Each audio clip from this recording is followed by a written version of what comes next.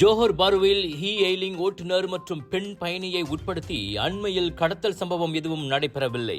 அப்படி நடந்ததாக கூறப்பட்ட சம்பவம் உண்மையில் தவறான புரிந்துணர்வால் நிகழ்ந்த ஒன்றென வட ஜோஹர் பாரு மாவட்ட போலீஸ் தலைவர் துணை ஆணையர் பல்வீர் சிங் மஹிந்தர் சிங் தெரிவித்தார். சம்பவத்தின் போது ஹெயிலிங் ஓட்டுநர் சாலை பராமரிப்பு காரணமாக பயணியிடம் முன்கூட்டியே தெரிவிக்காமல் பாதையை மாற்றியுள்ளார். ஆனால் ஓட்டுநர் அவர் பாட்டுக்கு வேறு பாதையில் செல்வதால் தாம் கடத்தப்படுகிறோமோ என்றெண்ணி அப்பெண் ஓடும் காரிலிருந்து குதித்து விட்டார். இதுதான் நடந்த குழப்பத்துக்கு காரணம் என பல்வீர் சிங் சொன்னார். அதிர்ந்து போன ஓட்டுநர் உடனடியாக காரை நிறுத்தி அப்பெண்ணுக்கு உதவ போனதும் அங்கிருந்த பொதுமக்கள் அப்பயணியை மருத்துவமனைக்கு கொண்டு சென்றதும் விசாரணையில் தெரிய வந்தது. எனவே இதில் குற்ற அம்சங்கள் எதுவும் இல்லை என போலீஸ் முடிவுக்கு வந்தது.